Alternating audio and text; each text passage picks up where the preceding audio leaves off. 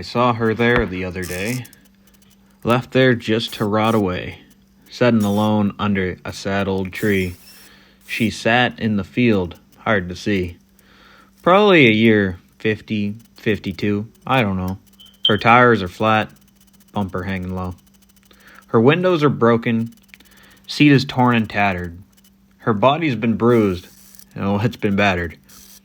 With time, the old are retired and stashed away, even though she surely was a beauty in her day.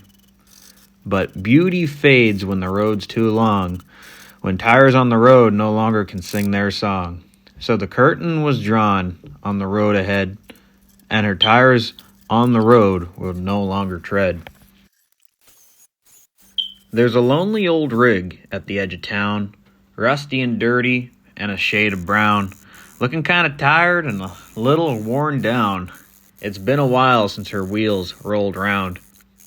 She ain't mine and doesn't seem fair. She and I would make a pretty good pair. The paint is faded, but the glass is there. The wheels aren't shiny, but the tires hold air. I can picture how she looked in her past, tall and proud and undoubtedly fast. Built when rigs were built to last, now abandoned like an old truck outcast. In the 80s and 90s she owned the road, running in the sun and the bitter cold. Then came the days it was feast or fold. I can just imagine all the stories she told. I got my eyes on a little old rig, potentially seems slight, but my dreams are big.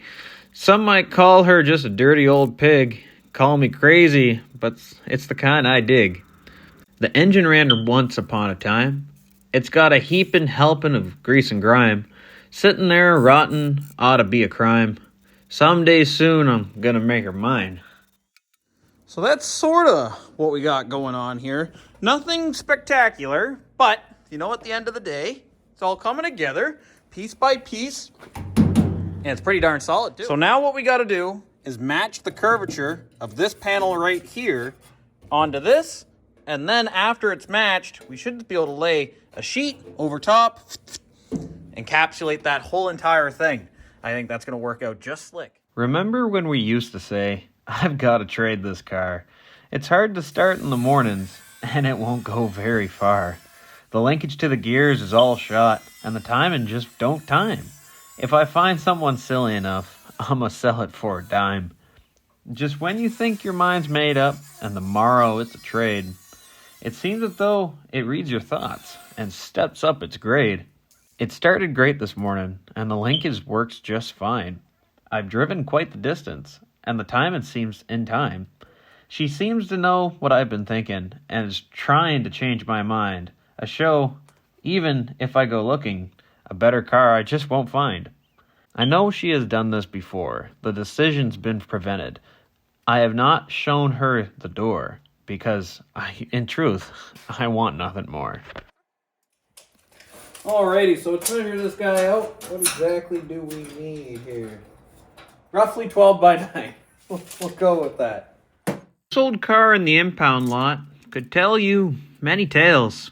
It looks a rusty beater, but drives like it's on rails. The emblem on the hood says Ford, but a caddy lurks inside. The heavy springs in the back announce this was a legger's ride. From hillsides down in Tennessee, filled with shine, it ventured forth to take its load of whiskey to the cities in the north. The boys from Revenue would lurk in byways on the side, but Billy Bob outran them all, and he couldn't duck and hide. His daughter Peggy got the car. When she went off to school, she turned donuts in parking lots. Her friend said, wow, that's cool. She married Sam and settled down. The old car soldiered on, with loads of laundry, loads of kids, with tools to tend the lawn. The 50s came, the 50s went, the 60s passed also. The family had grown so large, the old car just had to go. Let's make one last ride for old time's sake, Peggy said to Sam. The car is fast as ever. We won't get in a jam. They would have made it all the way. Of that there is no doubt. But one small detail tripped them up. A taillight was burnt out. A routine stop. A routine search. The agents seized the car. There we go. Little by little. Looking pretty snazzy. I got to put a block in here, so let's get piecing in. The leather upholstery in the walnut dash. Nothing plastic looking cheap or brash. The shiny chrome and the deep rug pile, just sitting in it, brings me a smile. To clean for hours on weekend day, then fill with petrol and drive away. To country place with air and grace, to the big old beauty has such pace. To see the many admiring stares as they hurl past in their look-alike wares of modern age and designer fashion, all quiet and same, but no real passion. As hobbies go, it's not so cheap, yet then again, the joy you reap makes pure indulgence so worthwhile as that V8 echoed such style. It's old, yet ageless nonetheless, with uneconomical thirst and zest. Then as you drive it all the while, considering its journey mile on mile, throughout its years and ownership, what places has it been? I wonder what it loved in early days, and by it then owner cleaned. Or did the staff just do the chore and fetch it round the large front door with owner sitting in the back, being chauffeured, prestige, and that. All right, so that's what we got going on here. Got it all tacked up. Pretty stout, not gonna lie. Should be able to put all the weight on that guy. Shouldn't have any issues. So what we're gonna do, we're gonna finish weld this guy up solid, make him 100%. I've always had a lot of fellas ask me why I like the old trucks better than the new stuff. And it's not so much of me saying, that these old trucks can outperform the new trucks and that they're safer than the new trucks. I'm not saying that because that's a bad argument to make. You're not going to have a 1950s truck, outpull a brand new 2022 F-350. It's just not going to happen. And if you get in a wreck in a 1950s Ford, let's say, or this 1950s International, and you end up barrel rolling it down a cliff, you're going to have a better chance in a modern car, survival-wise, than you will in these old ones. But you know what the new trucks don't have? Character. They don't have the history that these old trucks have. These trucks, the rust, the dents, the scratches, all of that tell a story.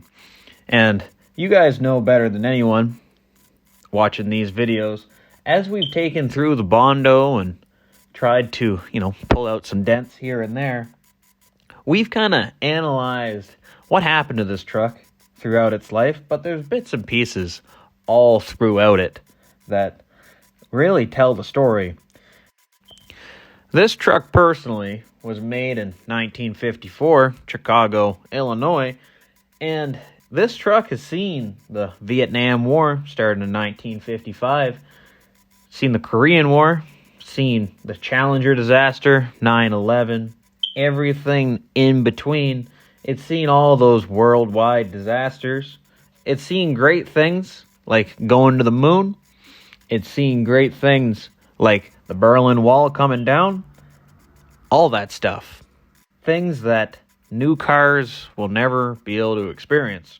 Personally, this truck, at least, was at the Concours d'Elegance, Terrebonne, 1987.